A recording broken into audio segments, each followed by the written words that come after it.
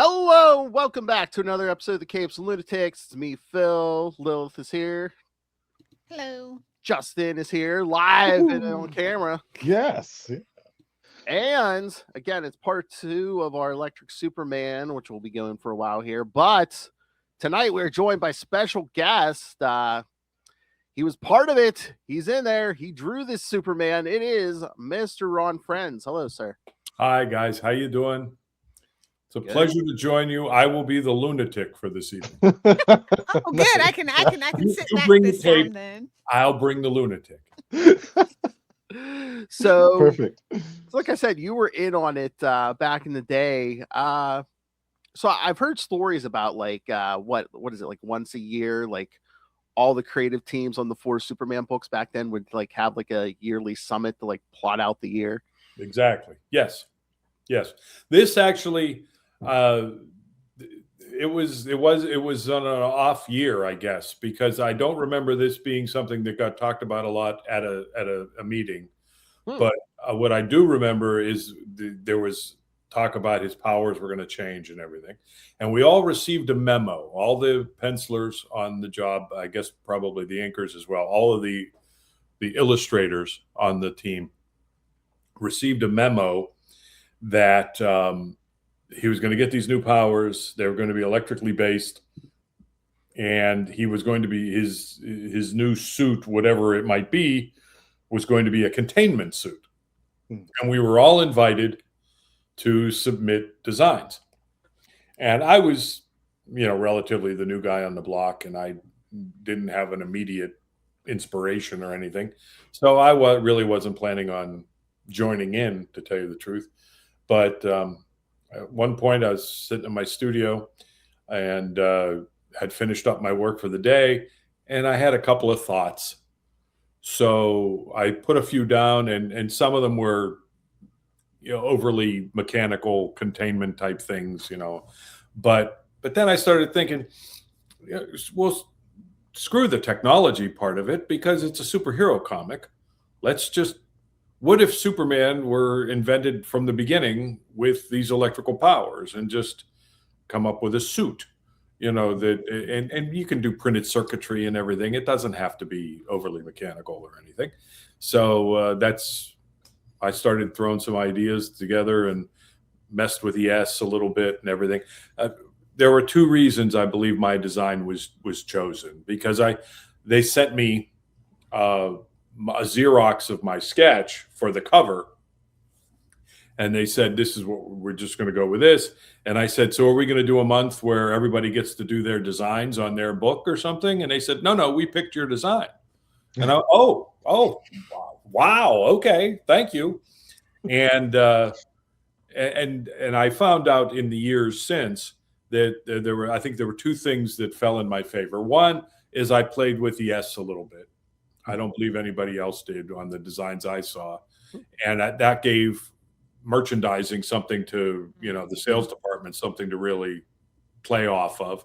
And there were the T-shirts and watches and things like that could play up the new S symbol, because it was still recognizable but different. And the other thing was, for years, Glenn Whitmore, the colorist on all the books, had been pushing to do a new version of Superman Red, Superman Blue. At every summit, he was suggesting, let's do a new version of Superman Red, Superman Blue. So when they saw that mine was monocolor blue, I think it opened the door to, we could also finally give Glenn what he's always wanted and do Superman Red, Superman Blue. And so those are the 2 things that played into them choosing my design. And they did run in the back of the books for a while. They ran other people's designs. John Bogdanov came very close to what I was doing. It had more like an electrical special effect. I think it kept changing and everything. And I think it was yellow and black or something like that. But everybody else pretty much did some kind of a mechanical, almost armored type of a containment suit or something. And, I went back to the original idea of superheroes, that it's the human figure in motion and all that kind of stuff. So it was amazing for them to have chosen mine. That piece of art of Superman standing there has probably been the most reprinted piece of art I've ever been a part of. I love that. It was in Time Magazine. It was in TV Guide. It was everywhere in every local paper in the country. So when they were doing the big promotional blitz. So yeah, it was kind of interesting to be a part of. And as much as, you know, people say it was embarrassing, you know, a lot of the naysayers say it was embarrassing and it was just a blip on Superman's history, which is true because he has such a long history. But I have never seen so many action figures of any one thing in my life. They keep making new action figures of it because people are at least showing them to me, if I'm not actually finding them. You know, I have several of them myself, but they keep making action figures of it, which is just crazy to me. There's that. They have action figures, they have Funkos. There's so much. Yeah. And when they did the 75th anniversary animation piece, did you guys ever see that? It was a wonderful little thing that dissolved from different eras of Superman and everything. They did it for the 75th, and they used it. They've used it since for different anniversaries. But it was a beautiful piece of animation, and Superman Red, Superman Blue are represented in it, and Dean Cain isn't. I love it. I took some Schadenfreude from that because I was never a big fan. So I was like, hey, how about that? I made the cut. Dean Cain didn't. That's fantastic. I'm trying to remember this cover here with the Superman standing there. I mean, it was the 90s, but did they ever do any special version of this cover? Like it was glow in the dark. Was it? Oh, yeah. Glow in the dark. White parts were glow in the dark. Yeah. So I was gonna say I only ever read the regular newsstand line. Oh, I need to glow in the dark. Yeah, I'm reminded of that when people want me to sign it. If I don't have a silver pen, I sign it on the logo, and it's got that little grit to it. Oh yeah, cool. Oh wow. Yeah. Very cool. Oh yeah, I was gonna say that would need some kind of special effect or something. Yeah, like holographic or glow in the dark's perfect. Yeah. Lenticular, always lenticular. Yeah, do them in it the way he's supposed to look, and the blue thing. Yeah. So then all right, you got the design, and then does everyone get together and plot out the year? And it's like, okay, so halfway through, we're gonna go with the whole Superman Blue, Superman Red thing. Well, we got to that a little faster than I would have liked, to tell you the truth. But the reason that I know it didn't all get plotted at one of the summits is because if you read the stuff, I mean, you were saying, Justin, that you've just recently discovered it and you're reading it now, or you have just read it. If you read all the different titles, there was never really a cohesive single idea why his powers changed. Dan Horn, he's a dear friend of mine. He's a fantastic illustrator. Dan Jurgens, his thought was that it was affected by the phasing with the new Kandor. When he went into Kandor, and it was, it was a phase dimension and everything, and that screwed with his atomic structure. But as the story continued and they got to the Millennium Giants, there were all kinds of different concepts that were thrown out as to why his cellular structure mutated and how it got fixed, and on and on and on. So I have a feeling they probably would have hammered it into a shape that everybody would have agreed on had it been something that was produced by the summits. But listen, it was a tough gig doing the weekly books. I was thrilled to be there. I was flattered and humbled to be working on Superman at all. But when I think, did I go to more than one summit? I was really only on the book for a couple of years, so I don't know if I went to more than one or not. Because by the time I got there, Mike Carlin had become an executive editor and wasn't actually leading the books anymore. I had two different editors. Joey Cavalieri was the second one, and I'm having trouble remembering the other one. I'm an old man. Forgive me. Was it Eddie Brigade? No. Keep trying. Does somebody have a copy of one of the books? Mike, are you thinking of Mike McAvini? No, Maybe? no. He was, he was one of the assistants. He was very hands-on. But there were, but there was one other guy besides Joey Cavalieri that had the job briefly. And basically the only point I want to make is those poor guys were put in an almost impossible situation, because it is no exaggeration to say only Mike Carlin would have ridden herd on that crew of creatives. Okay. And he could do what they did for as long as they did. And I have nothing but respect for the guys like Juergens and Ordway and Roger Stern and Brett Breeding, who did it for any period of time, because it was a meat grinder. I mean, you didn't get a plot and you couldn't sit back and, for like a week and remunerate on it and think about it or anything. You had to produce, because the next guy was waiting to see, he might have needed reference, or you might need a character created or something like that. And you had to turn the work around. So I found it, as much as I had done monthly work up to that point, I found it very intense. And it was something. And I'm sure it's like an ongoing relay race, every week. It's like, okay, so it's to you got to take it to the next guy. Yeah. That's it. And it was brutal. It was probably a lot like working on, because I had a very brief experience working on newspaper strips. I did like 9 or 10 weekends of the Spider-Man strip at one point, and I couldn't do it. I mean, it was just, that's another one of those things where you don't have a moment to think about it. You really have to be working every minute. And I was trying to do it while I was doing Thor, and and I had told Stan Lee from the beginning, if it affects my Thor work, I'm going to have to hand it back. And he said, no, I understand. And that's what ended up happening after a relatively short period of time. But there are certain situations that, anybody that does a daily adventure strip, again, that's incredible to me, because you don't have time to think about it. You are constantly producing. Mm-hmm. That's why I find it incredible. Like, so these guys who write and draw the book at the same time. Like, Dan was writing and drawing the Superman book for a while. Yeah, yes, he was. And I was going to say, I think.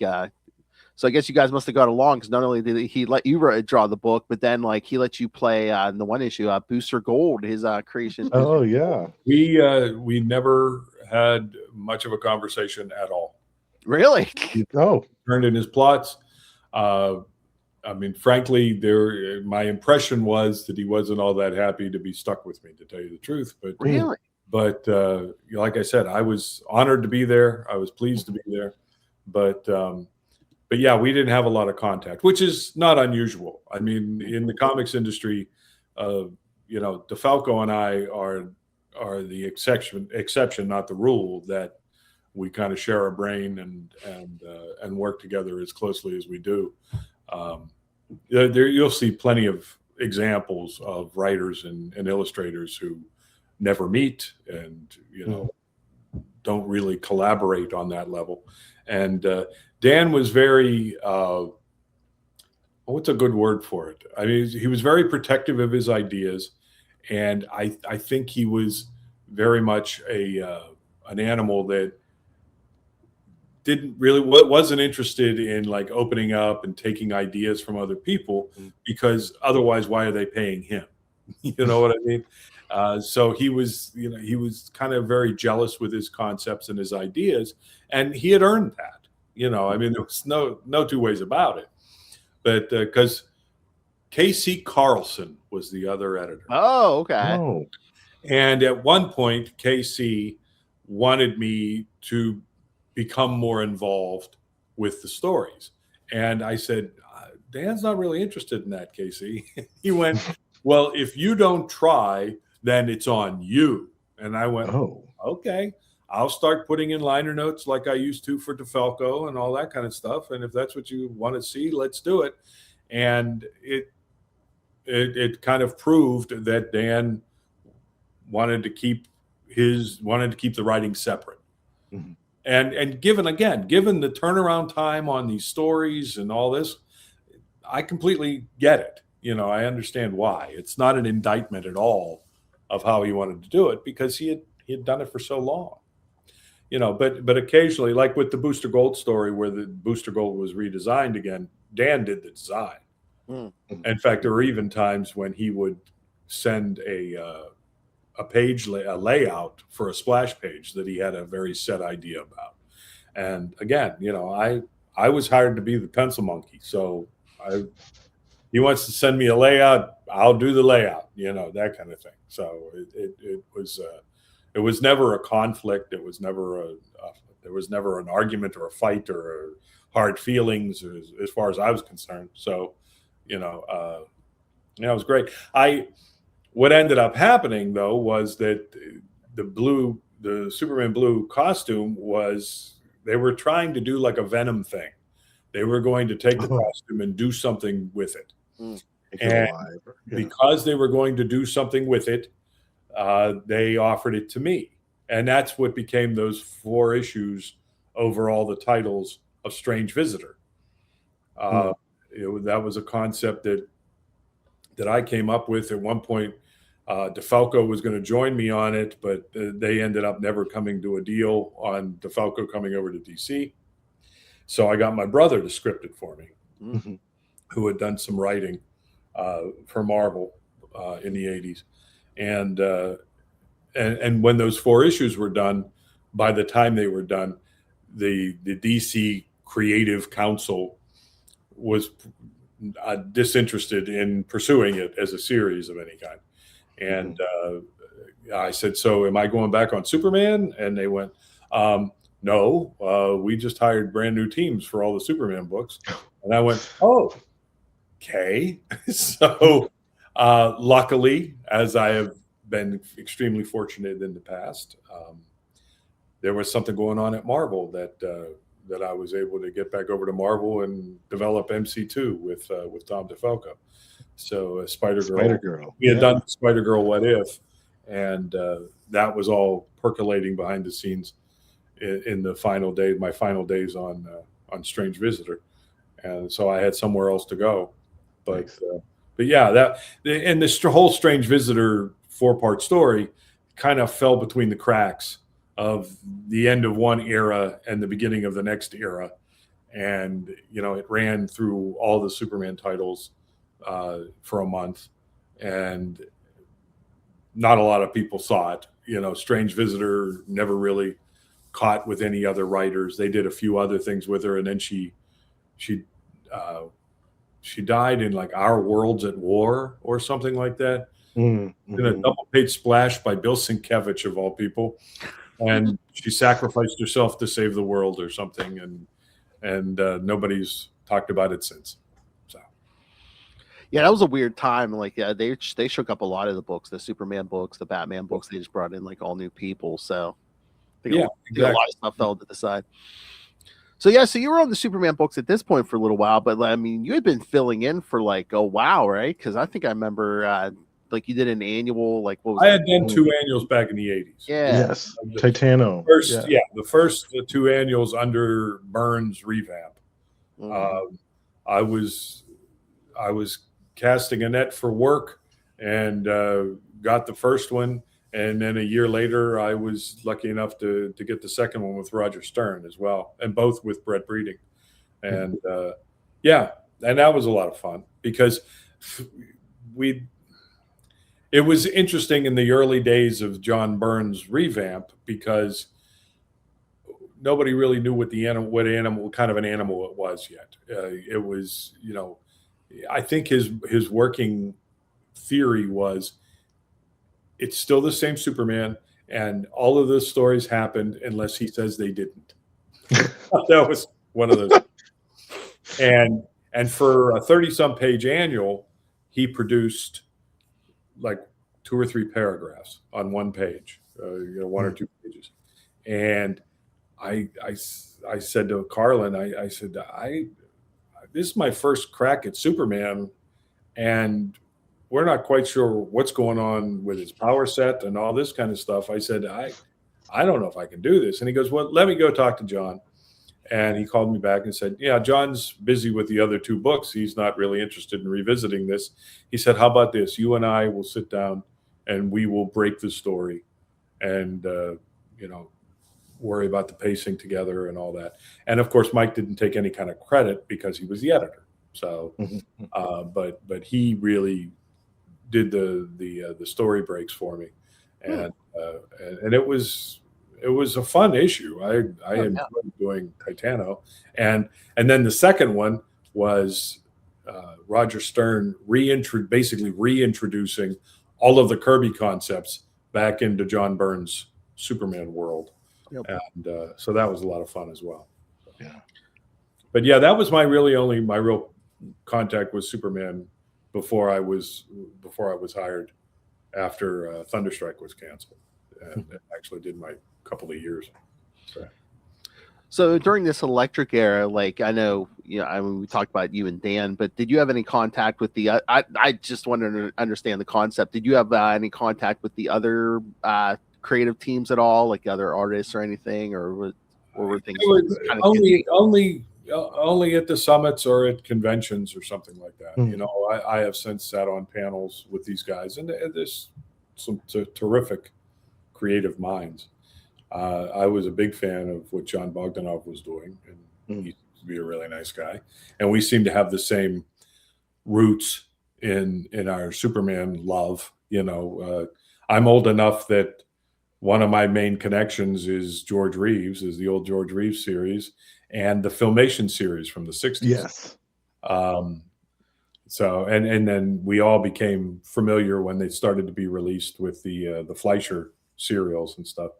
And, everybody kind of has similar roots in the character and stuff. And, yeah, you can see a lot of George Reeves and John's art or some of those Man of Steel. Yeah. Well, Schuster especially. I mean, his Superman was very grounded in Schuster's original concept, and I was kind of following that. My Superman, my Clark Kent, was always a cross between George Reeves and Schuster's smiling, dimpled character, and and John kind of gave me permission to do that by doing it for years before. So yeah, I mean, everybody else was more into a Christopher Reeve, which makes a heck of a lot of sense. I think Dan Jurgens' version was very grounded in Chris Reeve, and who could blame him? But and for most of my run, we up until right before the Superman Blue stuff, when I came on the book, it was after he had come back from that unfortunate death thing, and he had the longer hair and all this, and Clark was wearing a little man bun in the back and all that kind of stuff. And people really have thoughts about that. People, they really have feelings about that. The hair was more controversial than the Superman redesign. Yes, I think the hair was more controversial than the death or the electric blue or getting married, any of it. Yeah, getting married. Yeah. I never got that myself, but okay. Yeah. I mean, a lot of characters got long hair in the 90s. I think Superman was one of the last characters they expected to have the long hair. I guess that's part of it, but Superman, when Carlin came on board and they came up with the Triangle era and did what they did with that character, with those creatives and that character, top dog at Marvel Star Comics was outselling Superman before those guys got there. Okay, so and believe me, I'm a huge fan of Kurt Swan, and I was born in 1960, so I grew up in the 60s and 70s with Kurt Swan. I remember Kryptonite Nevermore being what we had for a reboot, and it was gorgeous. Kurt Swan and Murphy Anderson, all that. But the character had fallen out of favor. The character had fallen out of vogue and was not appreciated which was one of the reasons they did the Death of Superman, because apparently at a lot of the meetings before I got there, people would say, when they were trying to come up with the next idea, was, well, let's kill him.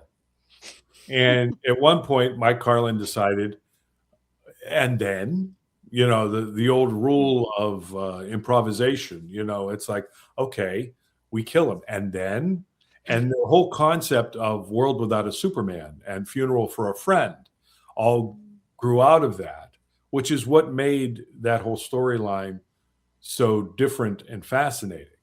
And they were basically doing a meta story about, you guys don't appreciate Superman enough. What if he's gone? What if we take him away from you? What are we losing if we lose Superman? And the rest was history, comics history, literally. Yeah. And so yeah, I was reading it at the time and just enjoying the heck out of it. And Brett Breeding and I were friends, and he was very much involved in it and everything. So it's kind of started out with me supporting him, but at the same time, I was enjoying the heck out of the storyline and everything.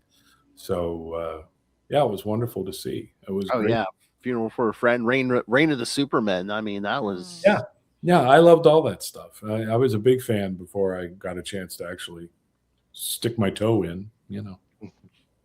All right, so like the whole long year of Electric Superman. Well, besides the Superman suit you designed, what other characters were like your favorites to like play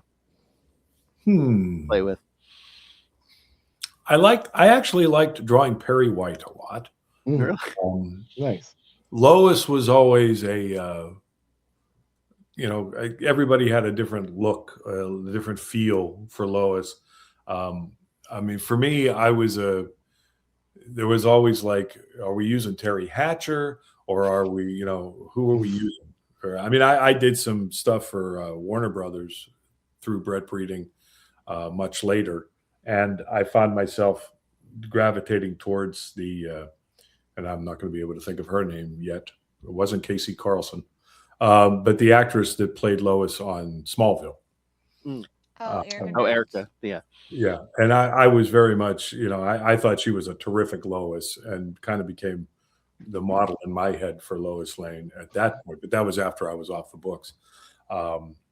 But there's actually a piece of art that's like circulating. I don't always know how these things make it out into the world. But there's a model sheet I did for myself of a Terry Hatcher-esque Lois Lane that has like made it out into the collector's market, and nobody knows what the hell it is. And I saw it online at one point. I went, oh my God, that was my Lois Lane model sheet for myself. How'd that get out there? Somebody's gone through your stuff. I mean, it's crazy. I had a rep that went through some stuff at my studio one time, and I found out that he was taking art product that I not normally put out in front of people, but collectors are interested in it, I guess. And, what are you going to do? Sometimes the silliest little things that contributed to a cover or something, somebody's interested in paying a few bucks for it. So it's kind of crazy. I mean, it's not the way to go about it, but I mean, at least that's a sign you're a good artist. I mean, people are looking to sell I gave him work behind your back. I gave him permission to go through the studio. Okay. Some of the stuff he thought was worth taking, Any villains you liked working with? Because I know like the around this time for this first issue, like the 123, when he gets the containment suit, Metallo's running around. The one that I really enjoyed, and it's one of the reasons we used him in the Strange Visitor story, was Parasite. I had been a fan of Parasite since the original stories by Al Plastino and the covers by Kurt Swan and all that. And that character always fascinated me. And what they did with him with the round mouth with all the and making him look like a sucker fish or something I enjoyed all of that. I actually did him again in this project for Warner that I talked about before. They were supposed to be flash animation for iPhones, but they were never produced. They never handed them off to an animation company to produce them. So they never made it any further than ebooks that were available for a while. But yeah, so I would say Parasite's a big favorite. Trying to think what other characters. I enjoyed drawing Lex a lot because they had given him some real a real meaty face and a jaw and he was a lot of fun to draw too. Oftentimes the bad guys are a lot more animated in the facial features and stuff, and you can kind of really sink your teeth into them a little bit. So trying to think if there were any other. I don't think I actually designed anybody along the way. I mean, that was, mostly the guys who were actually creating the concepts were the ones that were actually designing the characters along at the same time, or the artists that they were working with. And so we would get model sheets. We would get a weekly bundle of model sheets and everybody's plots and everybody's pencils and all that. And you had to make that bundle every week, especially for anything that was going to be reflected in the issue right after yours, the week after yours, and the week after. It was crazy. So besides the pay, you're getting sneak peeks of upcoming issues. All right. Oh yeah, very much so. We were very aware of what everybody else was doing, and the pay was terrific. I mean, we were in very rarefied air on the Superman books at that time. I don't know if that's still the case, but at that time, it was, you were under a special contract and it was very rarefied air. So it was a real pleasure to be there. I would have stuck around had I had a choice. So I assume it was, but like when they introduced the concept of Electric Superman, did that boost numbers? That one, I'm not so sure. They certainly gave it a huge push because the sales department at that point, the whole publishing end of it, they expected, for some ridiculous reason, they thought they could maintain the Death of Superman numbers forever. And, what other idea is going to have that impact? And so no, there were not lines around the block thinking they were going to put their kids through college on Superman Blue, that kind of thing. But it did generate some interest. I had to show up at a local Pittsburgh TV station to do a feed where myself and Carl Kiesel, he was in another city doing a local feed, and we were being interviewed by different reporters from different areas, doing promotion for this. And we were all told, this is Superman now. And if they say, well, is this going to last? Is this permanent? This is Superman now. And, so it was interesting. And like I said, that piece of art was showing up in TV Guide and all kinds of different places. And I have some newspapers that people sent me from all over the country that have that artwork in it and everything. And it was a crazy time. So it was a real push. How the numbers went, I really don't know. I've never really been privy to that, and I don't really like to get that in my head where that's what I'm worried about because basically we sit by ourselves in a room and we produce this stuff, which is why so many of us enjoy going to conventions, because we can actually meet the people that are paying our rent. But that's not even a question I often ask editors or anything, and quite often the editors aren't privy to those numbers either, but it only stuck around. It stuck around for like a year. It was 97. Yeah. I think it's only stuck around for like a year or two. Yeah, it's the year. Yeah, between Superman Blue and then the Red and Blue stuff and the Millennium Giants. But whether or not that was a blip, I don't know. They were really trying. I mean, when they did the Millennium Giants and all the covers formed like a giant poster, where Red and Blue were forming a DNA helix on the covers. Yeah. I designed those covers.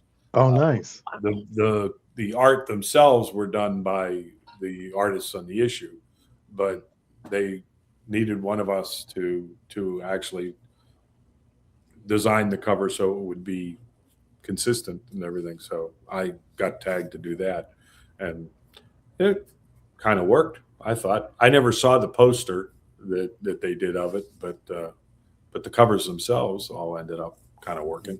So Yeah, definitely. you tell me, were they big sellers? I don't know. I mean, I don't know. I mean, I like them. I don't know. Again, if you don't know the numbers, I don't know. Yeah, I just, let's say they did. They were a huge hit. That stuff, all that stuff needs reprint. I don't think have they reprinted the Electric Superman that whole year? So. There were a couple of trades, but they've never done like as far as I know, they've never done. What do they call those things? The big the omnibuses or whatever. Omnibuses, yeah. I don't think they've ever put it together as an omnibus, but there were some trade paperbacks early on that that they collected. I always just assume when like a character's in a movie, especially like Superman, that they like just start reprinting everything they can get their hands on. Sure. Oh, absolutely. Absolutely. I always hoped that they would do some version of it on the animated series, on Superman series, Bruce Timm series. I always was kind of hoping that they would do some version of Superman Blue just so I could see the design done by. But alas, they never did. There's still time, though. Well, I hope that that James Gunn decides that that's going to be Superman 3 or something. Yeah. Quite possible. I'm sure he's not going to get that desperate that fast. So since you designed the look, is there any other artist? Because again, just in the core Superman books and wherever Superman appeared that year, he was wearing that suit. So was there any artist where you're just like, okay, he gets it. This artist gets it. Most of them did a fine job. I did a model sheet that I've shown it on Facebook a few times. I did like a turnaround that was kind of based on the old Super Friends turnarounds for everybody. And, everybody pretty much, there were some people from other titles. Who was the gentleman that was writing JLA at the time? Oh, Grant Morrison. Grant Morrison. He did some things with the use of the powers that were really wonderful. And he did some really cool stuff with the electrical powers that I thought worked incredibly well. But I think it was also JLA that was the book that nobody assumed, because somebody asked me at one point, well, what's the back of it look like when I was doing the model sheet? And I said, it's got the S on the back too.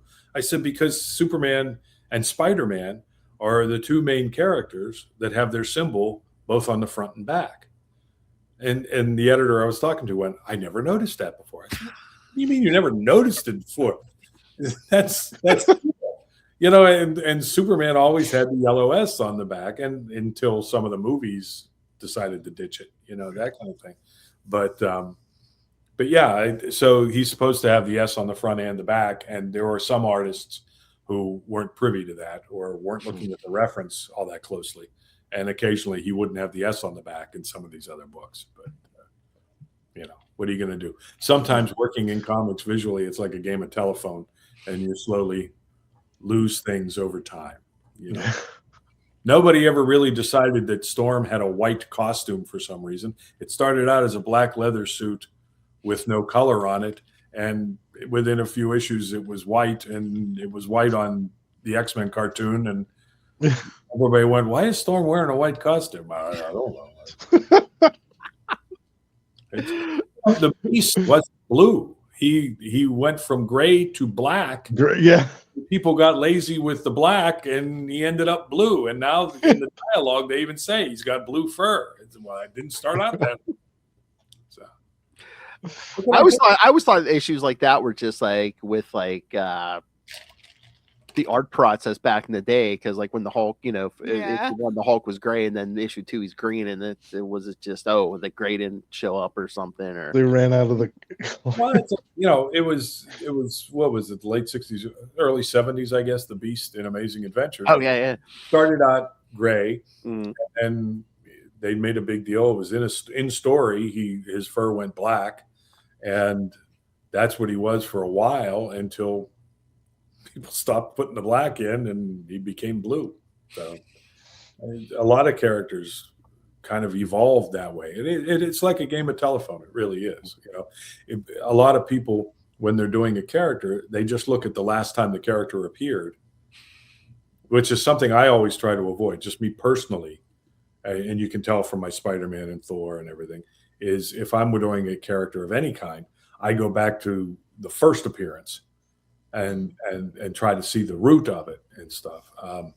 And it's amazing how, even editors don't really notice it over time, because when I was working on some things for some characters for the Marvel Universe Handbook, and they gave me Cobra, I guess because I was on Thor at the time, or I don't know. I don't even know if I was on Thor at the time, to tell you the truth. But they gave me Cobra, and I went back to the original Don Heck Thor story, and I called the editor and I said, "Do you want me to draw the Cobra the way he was designed, or do you want me to draw the Cobra the way he looked in his last appearance?" And the editor went, "What's the difference?" I said, "Considerable, actually." And he made the call to, well, without knowing for sure, he just went, "Well, go with the original design." And I said, "Oh, cool," because I like that better. And it was considerably different from what it had become through the hands of Kirby and all these other guys that have done him in the meantime. I mean, the most recent, I think at the time, was John Romita Jr. and Jim Mooney on Spider-Man. But because it became like a loose tunic and, it was loose material. That's not the way he was originally designed by Don Heck. So, yeah, it's crazy, but it happens with characters all the time. So their characters with your design for Hobgoblin, how much that changed from your initial design? Well, from John Romita Jr.'s right, and just in a couple of years, like all of a sudden the cape was all tattered and ripped, and he had claws. It was also like the Demo Goblin for a while, right? The one that was possessed was the guy who had been Jack-O-Lantern, right? Named Hobgoblin, and then he got possessed during one of the X-Men crossover things, and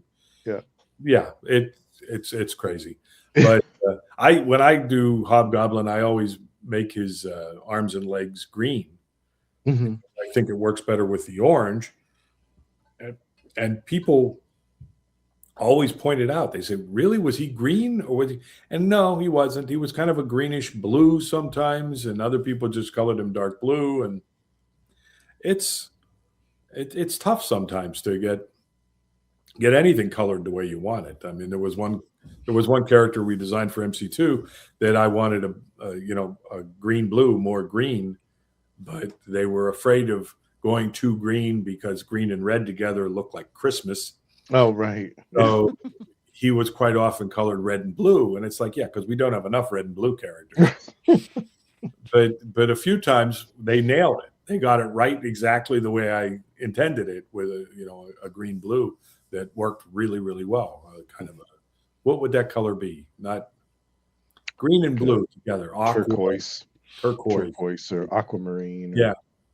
And it was a character called the Buzz that was, so he was kind of a bug type thing. And I'm going, come on, look at a fly. But yeah, those are the little things behind the scenes that drive us crazy. I have a dear friend that, when she's complaining to me about her real job, and I'll say, "No, I understand what you're saying. I've had problems like that." And they go, "Oh yeah, Ron, like when they color your pants wrong." And I'm like, "Well, that was kind of mean and a little unnecessary, and kind of hurtful." But yes. I mean, I know it. You put it. It's hard work and everything, Ron. But again, I mean, at the end of the day, you're drawing Superman. You're drawing Spider-Man. Oh yeah. Yeah. I talk all the time about DeFalco and I having phone conversations that grown men should not be having about fictional characters, because they, we kind of have to treat them like they're real, and we sound like crazy people. I saw an interview recently. It was an older interview, of course, but it was Marv Wolfman and George Perez talking to each other about sitting in a diner, because they lived very close to each other when they were working on New Teen Titans. and they were talking about killing Tara. They were talking about killing a 15-year-old girl. And they realized at one point that they're in a diner talking about murdering a 15-year-old. And nobody called the cops. So, you know, you want to believe, they're talking about a comic book character, but who knows? You know, maybe they just didn't really care. You just want to wear a big T-shirt that says, "No, stay calm. I'm a writer." Yeah. That's great. Yep. So, like, with certain characters, like, I mean, you've done so much Spider-Man. Do you even have to look anymore at any reference, or are you just like, I got Spider-Man down? It depends. If we're doing something era specific, you know, I'll look at it. I mean, if I'm just drawing Spider-Man out of my head, it's an amalgam of everything that's lodged up there over the years. You know, it's a kind of a cross between Romita and Ditko, and with elements of everybody else that's ever handled the character, you know. But for me, these days, I find I have some real enjoyment trying to put away how I would do it and looking at reference and trying to recreate the way other people have done it. I really enjoy drawing Spider-Man as much like Ditko as I can, because the Ditko vibe was something that was, you know, very unique for Spider-Man at the time. The way he stood, the way he moved, the way he drew the eyes, the way the webbing was never systemized by Ditko. He would draw it however it worked for the shot, you know, that kind of thing. And I was never one of those guys that thought, well, you got to decide which way his webbing goes and then draw it that way every single time.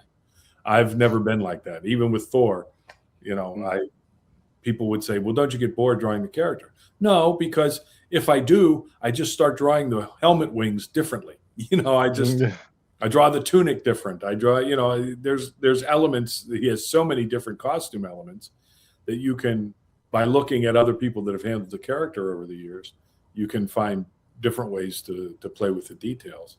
And, you know, so, yeah, I'm not one of those guys that's going to draw the character the same way for 30 years. And, you know, because you don't want to get bored with it, and you want to, you want to experiment with all the different ways he's been done. I mean, every time I show a commission on my Facebook page, somebody always brings up the fact that I unless I'm specifically asked not to, I draw the underarm webbing all the time, because that is a wonderfully unique part of that costume that Ditko came up with. And I think it was a tragedy that it was ever lost. And I'm surprised how many people draw it without the underarm webbing, because that's cool. That's Spider-Man to me. Yeah, definitely. So, and with Superman, it's the same thing. You know, you can draw the trunks the way Kurt Swan used to draw them, or you can draw them the way Neil Adams used to draw them. You know, that and the belt and the, you know, the S itself. I had a tag off of some Superman merchandise that was just the S symbol on a little piece of cardboard that was on a little tag on some merch. And I took it and I taped it to my wall when I was working on the Superman books. So I would have something to look at to draw the S correctly all the time. It's not that hard, but it should be drawn correctly, because that's part of the trademark. You know, I mean, given a choice, DC Publishing would prefer you draw the S correctly all the time. So, You know how much merch we got out here, you guys? Saw that right? Yeah. So I saw you on your Facebook page. You've had some sketches of Spider-Man and Superman, because we are getting a new Superman Spider-Man. yeah, my comment was, I hear this is a thing again. I was there when they did the original tabloid. That was amazing. You know, that was an incredible thing to be a comics fan during. And it made so much sense back then, because back then, Ross Andru and Jerry Conway were from a very select group of guys who had worked on both characters. Right. You know, somebody came on my page and said, they should have asked you to do one. One of the, like umpteen million variant covers. Covers, yeah. Somebody should have asked you to do one. And obviously they're not thinking that direction at all, because who should really be doing one is Dan Jurgens, because he came on Superman during the Ben Reilly phase. Oh, yeah. Drawing a Spider-Man book. So he's written and drawn Superman and Spider-Man, and he's not doing a variant cover. That's a miss. That's a huge miss, you know.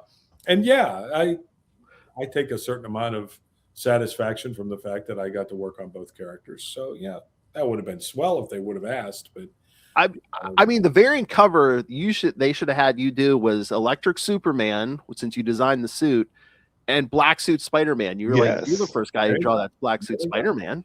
I actually did a commission. Somebody wanted the original Superman Spider-Man cover by Ross Andru and Dick Giordano that was originally laid out by Infantino, I think. But they wanted Superman in the black suit that he wore when he came back from the dead. Oh, yeah. Superman in his black costume, and nice. they got breeding to ink it. And it ended up looking pretty cool. Oh, I bet that was cool. Yeah. But yeah, I've done did he have the long hair? I don't know. I think, yes, I think he would have had to. Yeah, that's where it came from. But, and I did the back of that original tabloid of them standing back to back. I did do one with Electric Blue Superman and Black Costume Spider-Man. You can probably find it very cool. But that would have been cool too, because I see they're doing all kinds of different versions. They're doing Miles Morales with different characters, and Superboy Prime with Spider-Man in the black suit. But it's all these artists that, and it's possible. I haven't been as connected as I should be to what's being done currently, but the ones that I've seen are either the Superman guys that are currently doing World's Finest and Superman and things like that are doing Spider-Man for the first time, which is really cool to see. But I really haven't seen. I think Bagley has done both characters, so I think he did a variant cover, which that makes sense. But they're obviously not worried about it being people that have touched both characters. They're just getting a lot of superstars and current guys, and Sienkiewicz did one, all that kind of stuff. And if you can get guys like that, you don't need an old broken down bastard like me. Oh, well, I think just like with the Deadpool Batman and Batman Deadpool, I think this is the DC one, and then they're going to have a Marvel one soon. So. More covers. This is a modern version of hologram covers and lenticulars. At least it's not a black bag yet. Don't. Oh, the blind bags. No. There you go. Why not? No, I mean, we had DeFalco and I had a 10-page story in Venom 252 with the legacy numbering and stuff. We did a little 10-page backup, and I went in to pick up a copy, and there were like a dozen variant covers on that too, and it's like, what the hell? It's nuts. I like 8 of them, I think it was. Yeah, I think it was 8 variant covers for that one. Oh wow.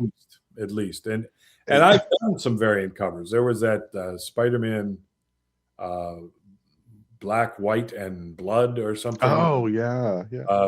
Brett Breeding and I were asked to do a variant for that. I've got one coming out next month for the Planet of the Apes versus the Fantastic Four. Oh yeah. Nice. So we did a spoof of Fantastic Four 12 with the Hulk waiting in the tunnel for the FF to come around, and the FF is walking up the tunnel, and there Ursus and some other apes are waiting to ambush them and stuff. So, nice. Yeah, that'll be out month sometime.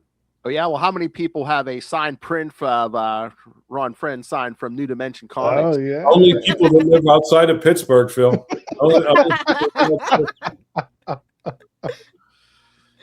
Go God, that was, I forget what year this was. That was back when it was at I think it was in Century 3 Mall. That's how long ago it was. Yeah, when they were in the abandoned Century 3 Mall. Before it started crumbling. Yeah, exactly. And there were cables taped to the floor everywhere. And, it was crazy.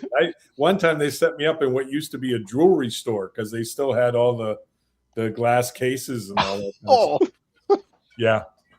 It's a different animal now. But Todd McDevitt's been very good to me over the years. I've known him since he was a kid, and he's it's incredible that he can keep those stores going the way as strongly as they've been going. So God love him. God love him. Yeah, that one down at the waterfront, that's a really nice one. Lilith, that's that big one we went to that one time. Oh, okay. Yeah. That one's really They nice. got some really good. John Engel's really on top of things and runs a tight ship. And I tend to go out to the Cranberry one more often than anywhere else. In fact, I think I owe them money. They send you emails. They send you emails now when your box gets a little full and don't forget to swing on by. No, I got to get my butt out there. Yeah. You're sure you could just sign some covers and then they'll be good. Yeah. Sometimes I pay over the phone. I just call them and give them a card number and pay over the phone, and they put it in a separate part of the box of stuff that's already paid for because I don't get out as often as I should. I really don't. That's like a friend of ours in the Midwest. That's how he does it. He orders his stuff from whatever store he does, and they just send him a box at the end of every month of his stuff. Yeah. I'll have to suggest that to Todd.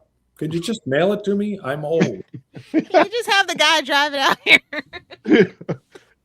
DoorDash for comics. There you go. See? Did we just invent something, guy? Yeah. You just invented something there. Yeah, I'm gonna copyright that. That would save the comics industry. All these lazy people Yeah. who get their own comics. Straight from the warehouse. Maybe We'll we're call on it the Osgood method. That's right. I love that. I love that. Yeah. All right. All right, gang. Anyone have any other questions for Mr. Frenz here? No, it's been an absolute delight. Yeah, I had one question. Please. Marvel and DC have both been doing these kind of cool like flashback miniseries. They're set like in past eras of just whatever character. And I was curious if either company approached you and said, you have like a 5 or 6 issue miniseries to work on, but you get to pick what era. Which one would you like to revisit the most? Oh, what would I yeah. I've always said I'd love to work on any character pre 1970, 1960, because that's when I grew up as a kid. Stuff I loved. The version of those characters that I really enjoy are like the Vision from 1969. That kind of thing. And so anything like that. DeFalco and I got a chance. They did a mini series called Hulk Smash Avengers when when one of the Avengers movies was coming out, and at one point we were initially approached to do the entire mini series, and it was supposed to jump through different eras of the dynamic between the Hulk and the Avengers and stuff, and that didn't last. I think DeFalco was asked to kind of like block out what each era would be and stuff, but we ended up just doing the first issue, and it was set very much in the early to mid 60s with the Avengers, and Iron Man had the rivets in his helmet, and the Hulk was a little more intelligent and mean, and Zemo and the Masters of Evil were in it and all that, and it was a lot of fun. Sal Buscema inked it, and it was just it was a joy for me because that was my era, when Don Heck would have been doing the Avengers and stuff. And, so I mean, a project like that I would have a lot of fun with something like that. But they've never actually pitched anything like that. I was part of kind of a small part of. There were a lot of people involved in it. They did a 12-issue series called Fantastic Four: The World's Greatest Comics Magazine. It was originally conceived by Eric Larson and different writers scripted each issue, and it basically happened between issue 100 and 101 of Fantastic Four, and it was just a big love letter to Stan Lee and Jack Kirby and Joe Sinnott. And Sinnott actually did some of the inks on it. Bruce Timm was even coerced into doing some inks for it, some covers for it and stuff. And that was a lot of fun because that's an era I enjoy. And it was an apex for the art form. I've always, once I was lucky enough to get hired into this industry, I've never been a big one for trying to, think outside the box or expand the envelope or anything. I've been really happy to be in this envelope and try to keep some connection to the 60s and 70s, because we all love most the era that we discovered comics in. I mean, that's just the way it works. You got kids now that, oh yeah, the 2010s, that was when comics were the best. And it's like, there are 90s kids everywhere, the Image kids and sure. 90s Marvel quite often was a train wreck, because they didn't know what they wanted to be because the Image guys were very popular and, certain artists were trying to emulate an Image style instead of just doing what they did best. And it was a very odd time to be working, at Marvel in particular. So, but everybody loves that, their era is how they discovered comics and they think that's what comics should be. And that's cool. That's the way it should be, but bouncing off Justin's question, I wanted to Marvel. We needed DeFalco and Friends, either Eric Masterson Thor or Eric Masterson Thunderstrike miniseries. Yes, I would love either one of those. When we were given the opportunity to do a Thunderstrike, at one point when Tom was, considering retiring from comics because he does have other writing gigs he could pursue, he sent out an email to everybody and said, is anybody interested in seeing anything by Ron Frenz and I? And it was, I forget who the gentleman was, but it was somebody in the managerial end of Marvel answered with, I know I'd like to see a Thunderstrike miniseries. And we went, really? Okay. Because, it had been 15, 20 years since Thunderstrike had been canceled. And what was interesting is it was a really product of its time. And by that, I mean, I think it was in like 2010 or something that we did this. And Tom and I had both been through some major losses of people in our lives. So we discussed it and we really didn't feel like we wanted to resurrect Eric or bring Eric back. So we had Kevin sitting right there, his son, as a legacy character. And, he had some experience with that with Spider-Girl and everything. We had already done a legacy Thunderstrike in the MC2. And we basically decided, well, this could be fun. How about if we do a legacy Thunderstrike, but everywhere we went right with the MC2 character, we'll go left with one for the 616, and which is what we did. And we had a great time. I enjoyed it. I think it was like a 5-issue miniseries or something in 2010. And nobody is, one or two people have touched the character since, but otherwise it just kind of, didn't go anywhere and it didn't become its own series or anything. And frankly, if we did it again, I have an idea. I've pitched it to DeFalco how we could bring Eric back if anybody was interested in bringing Eric back. But if it ever comes up, we never say never anymore. Let's put it that way. But we did a 10-page flashback in a book called Thor the Worthy. It was a one-shot that came out when one of the Thor movies came out, Love and Thunder or something like that. And it had several stories in it. It had like 3 or 4 stories in it. So we did a 10-page Thunderstrike that was a flashback to Eric and Code Blue. Oh, nice. And that kind of stuff. So look it up. But Yeah, I mean, I'd love to do that kind of stuff. But again, Tom and I, we get to the point where, as cranky old men sometimes, like, well, they only ask us if they want it to be nostalgic, if they want it to be a flashback, if they want it to be, because, we got ideas. We could do contemporary stuff. We were doing contemporary stuff back Right. then. Yeah. Contemporary. Yeah. We could do that, that kind of thing. So who knows? I don't know what, right now I have something on my table. I'm still doing work for an outfit called Sit Comics out of California, that the Blue Baron, and helping out with different books there. But, and occasionally Marvel calls us and we do covers or 10-page stories or something like that. But it's been fun to keep your hand in. Otherwise, I'm living off the commissions that you see on Facebook, and luckily there are enough people who read my stuff when they were kids and have some disposable cash and are interested in commissions. So that's cool, Any con appearances, especially local? Well, I do Three Rivers Con every year down at the convention center, and this year I'm doing Heroes Con again down in North Carolina, and they've been very kind to us, and we've done it the last several years, and we do pretty well there. And this year I'm also doing Terrificon up in Connecticut during the summer.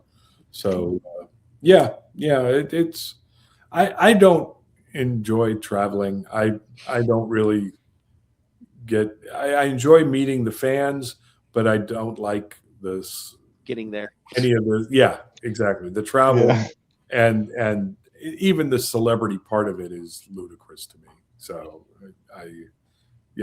come on. Okay. I mean, I have a rep, a gentleman named Scott Kress that runs CatskillComics.com, and I'm always happy to do shows with him because I hate telling people what I'm charging. I feel embarrassed because, he wants me usually to charge more. Usually in Pittsburgh, I'm charging a little less than what we charge on the website because I just feel embarrassed by it, and so I like having Scott there because he can do all the money stuff and I just get to sit and draw, So. I mean, the prices must be good because I swear I've looked on Catskill once or twice, thinking I'm like, okay, how much would it cost me to pick up some Ron Frenz art? And I swear every time I look, it's like, oh no, the commission list is full. Oh yeah, I have some. Hopefully that'll turn into some job security moving forward. But we do have a wait list. We've had a wait list since COVID. Wow. The year that there were no conventions, Mm-hmm. we got a ridiculous wait list. And people drop off every time we get to the next round, and he starts contacting people. People drop off all the time. And I can certainly understand.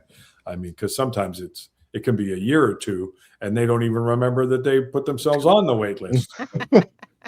and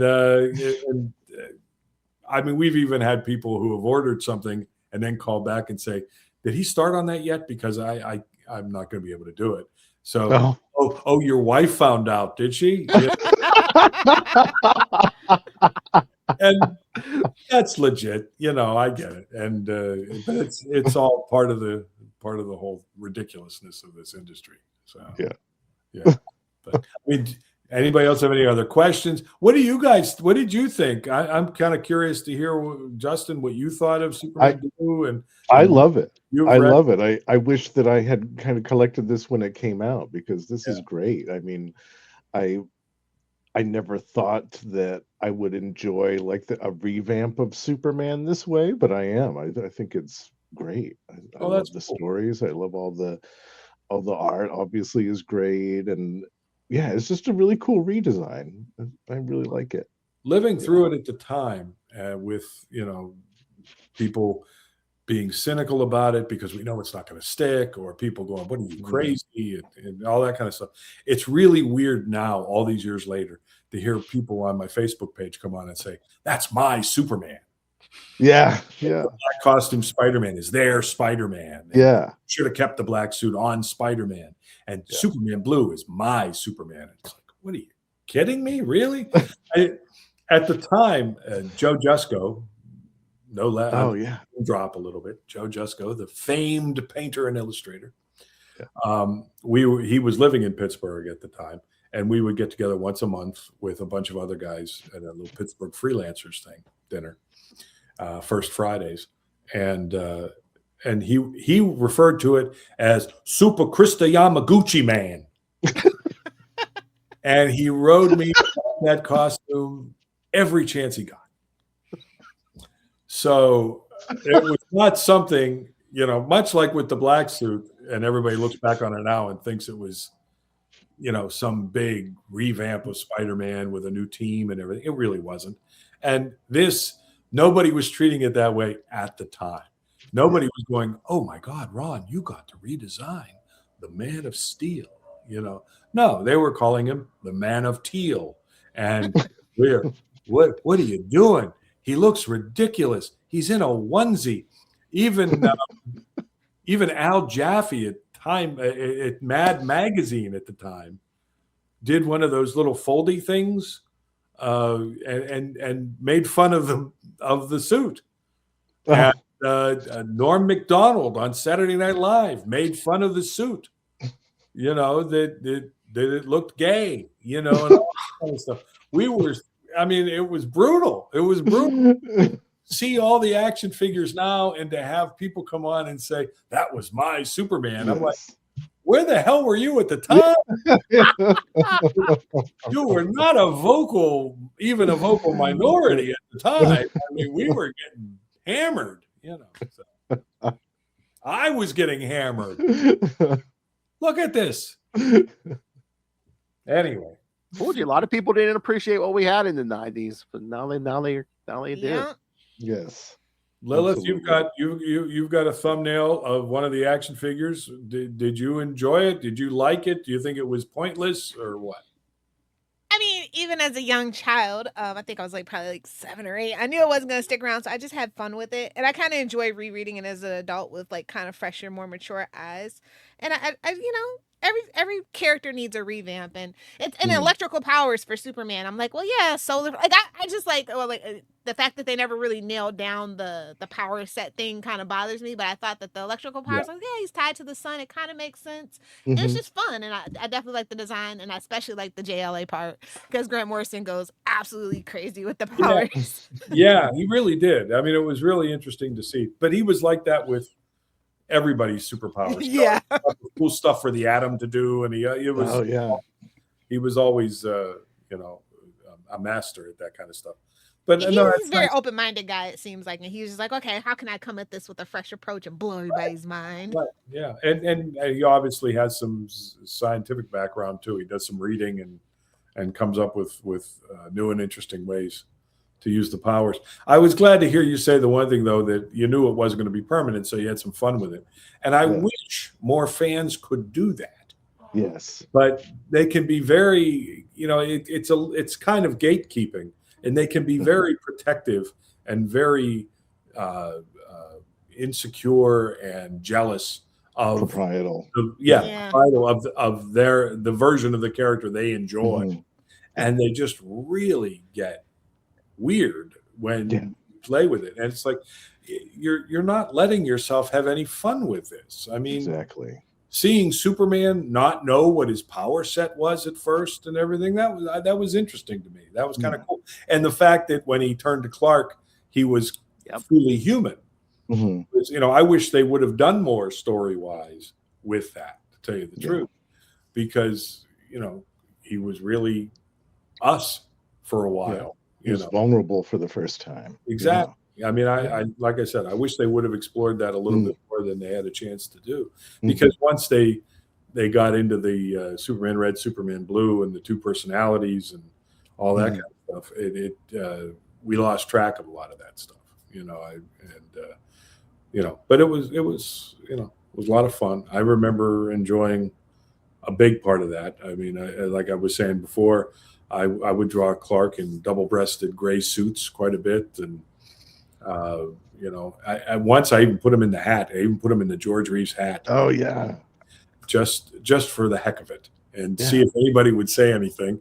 And they didn't take it out, so I figured, okay, Nobody told Warner Brothers.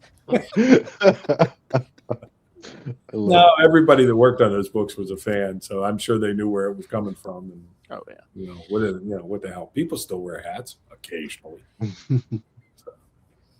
Anyway, it's been a real pleasure, guys. Thank you. Yes, thank you. Thank you so much. Again, we enjoyed the story. Enjoyed the chat, and I even told Justin. I said Justin and I talked to Tom like a year or so ago. I'm like, we have to get both you and Tom on at some point. Yes, that'd be great conversation. Yeah. That'd be fun. We've actually done some We did Superman Beyond, a one shot too, where it was the first time that Tom and I really got to indulge our love of our mutual love of Superman and play with it. And it was an older Superman from the Bruce Timm Batman Beyond stuff. Yeah. And, an older Superman trying to decide what's next for him. I don't know why that would appeal to guys like me and Tom, but he had some fun with it. And that didn't go the way it was supposed to go either, because we were supposed to start doing stories for online, and we were setting all that up. And it was right around the time DC was moving to the West Coast. Mm. And we had a deal with one of the editorial teams that we were going to be doing these Superman Beyond stories. And somewhere along the line, that handshake deal got lost in the shuffle in the move out to the West Coast. And an editorial team out on the West Coast had already hired a whole bunch of new people to do Superman Beyond stories. And it was real weird, because they introduced Superman Beyond in a Batman Beyond annual, and I forget who wrote it, but it was fairly dark. And when they said they wanted to do Superman Beyond stories, they said, but could you get him past the dark times so we can start fresh with these stories? So that's what we did in our one shot. We kind of got him past the really dark stuff and kind of set him up for a future. But then it was handed to this other team, and they took him right back to the dark stuff. No. Yeah. But they didn't read our one shot at all.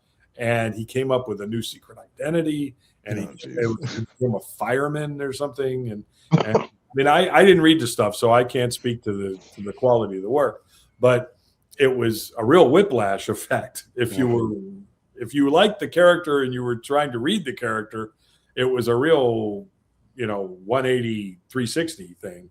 And but that would have been fun too, because we had some pretty neat ideas for pursuing an older Superman and a next generation and all that kind of stuff. And we have as many ideas that didn't make it to the page as we do that did. And if you're in this business long enough, you start to really collect those. So anyway. All right. Thank you, sir. Thank you. This has been a pleasure. So I'm sure we'll bug you again at some point. Like I said, we'd love to get you and Tom together. That would be great, Phil. I mean, the fact that you're right outside of Pittsburgh. Yes. No, I hope you make it down to Three Rivers if you can, and we'll see you there. But it's been a real pleasure. Nice meeting you guys. And yes, you too. Thank you. Thanks for keeping this stuff alive. Like I said, I never got it at the time, so it's nice to get a little appreciation now. Yes. Yeah. An old man thanks you. I think that's it. Old man thanks you.